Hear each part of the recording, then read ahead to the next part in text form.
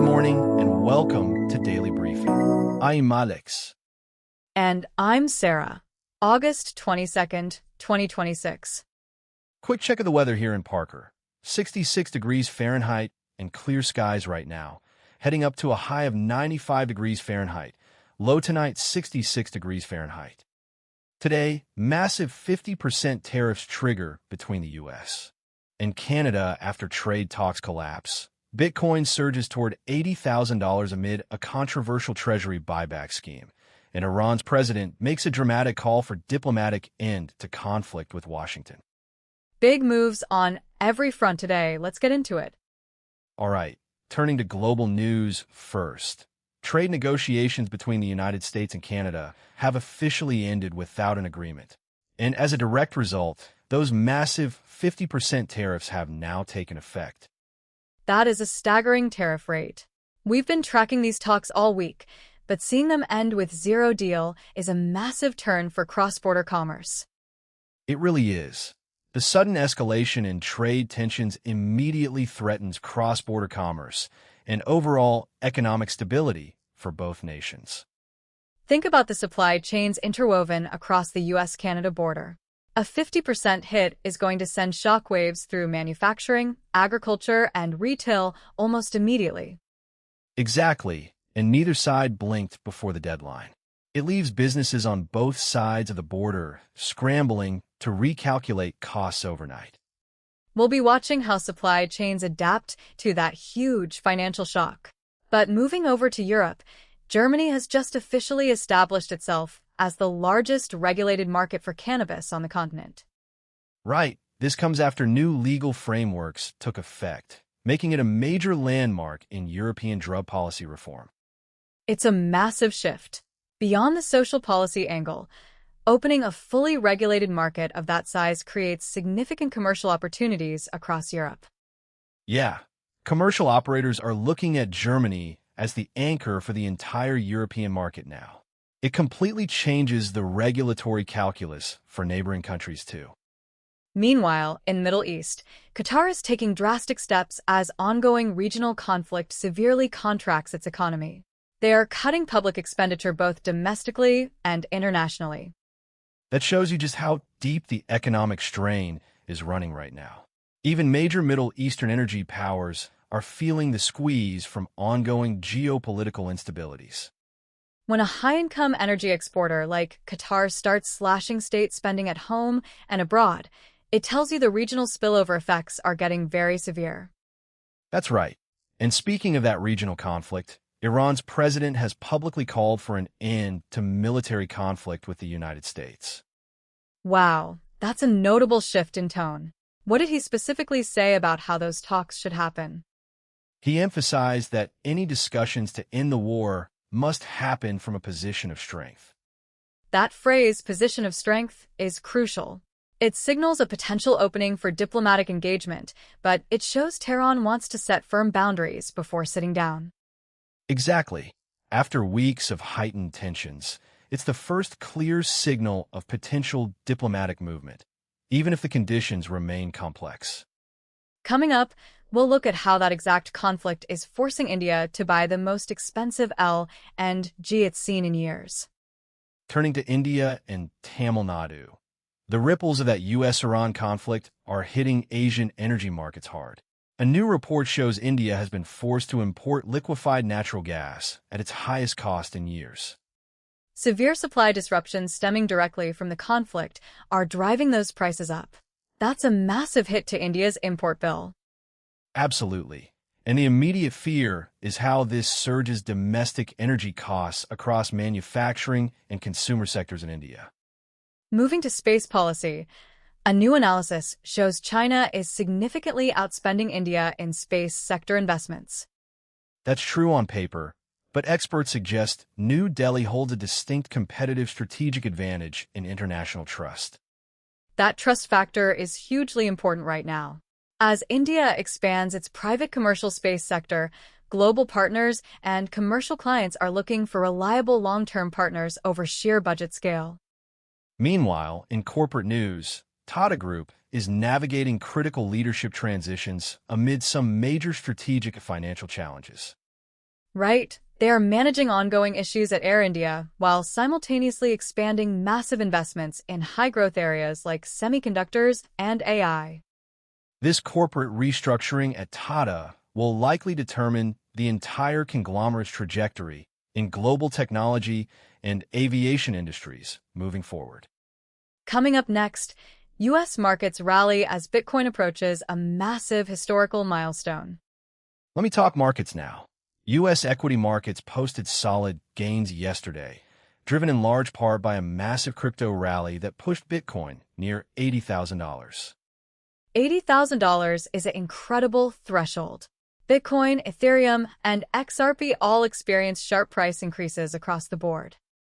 They did, and analysts are pointing to favorable political developments and regulatory optimism, largely fueled by statements from Donald Trump as the primary catalyst. It really shows growing investor confidence in digital asset adoption. But Alex, wasn't there also a major technical mechanism behind this liquidity surge? Yes, and this is where it gets really interesting. A specific adjustment in U.S. Treasury buybacks actually sparked this major market rally, driving Bitcoin up by 25% to nearly $80,000 in just days. Walk me through that. How does a Treasury buyback tweak move crypto so fast? It highlights just how sensitive digital asset valuations are to macroeconomic liquidity shifts. When the Treasury adjusts buybacks, it shifts broader market liquidity, which flowed directly into crypto. But not everyone thinks this Treasury strategy is safe.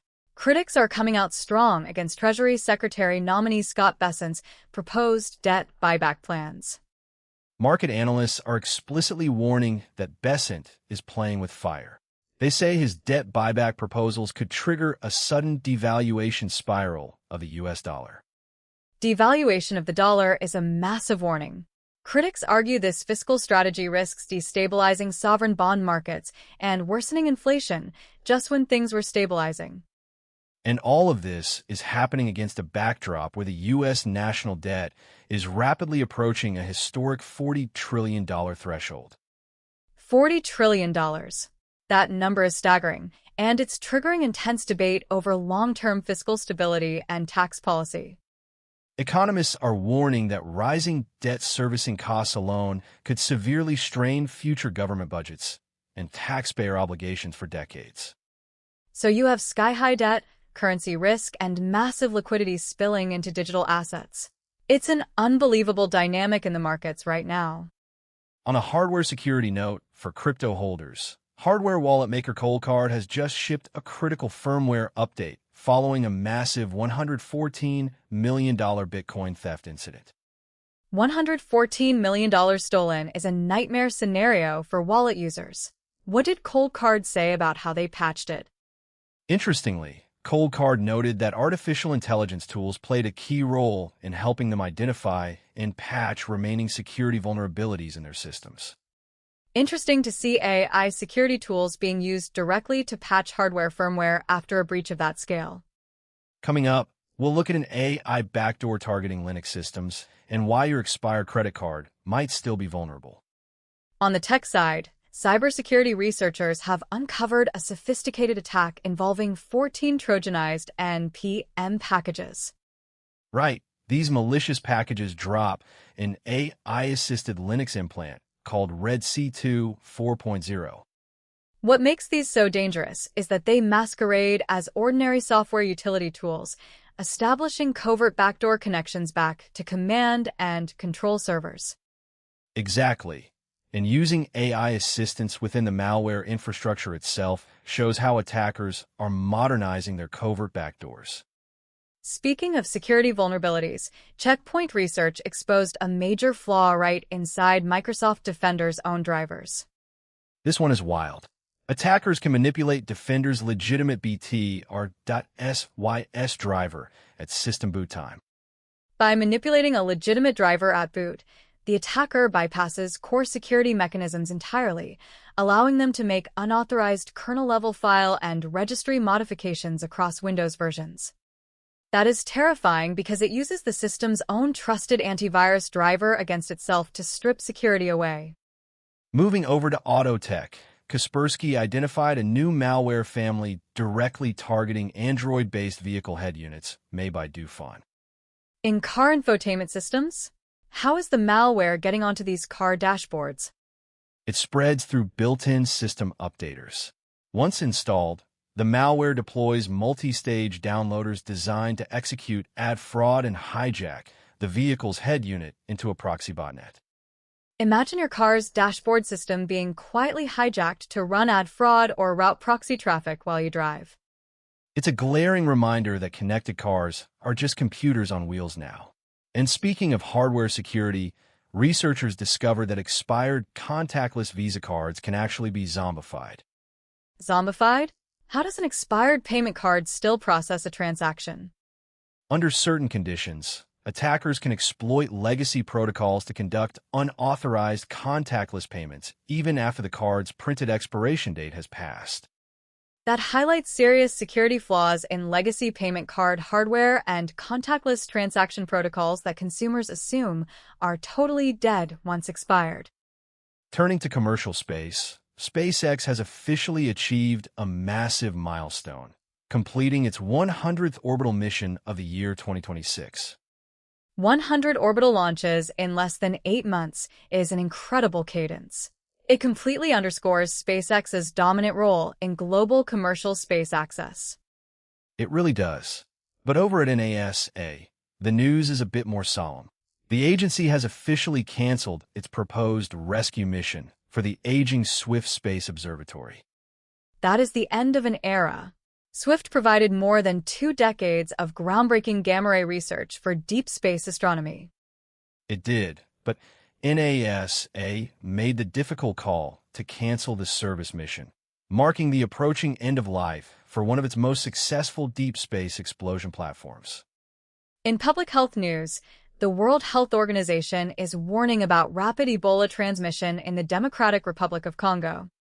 Clinical trials for an Ebola vaccine are now beginning urgently in the region to try and curb the high mortality epidemic before it spreads internationally.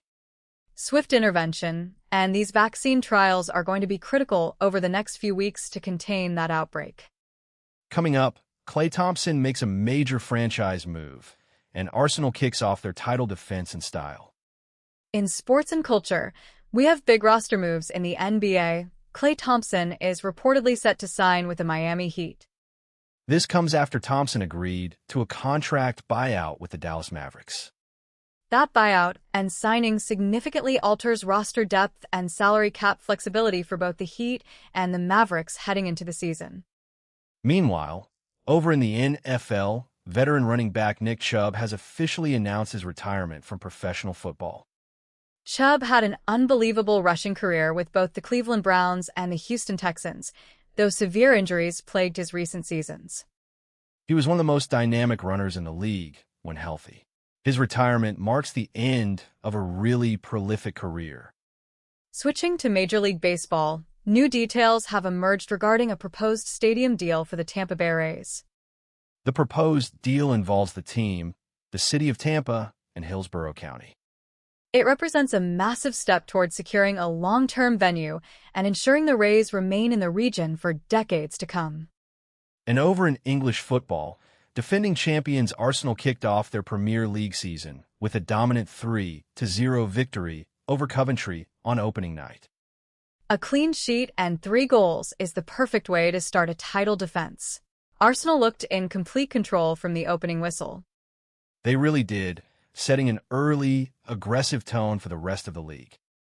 From massive economic shifts and trade friction to rapid moves in space and crypto, global dynamics are shifting fast today.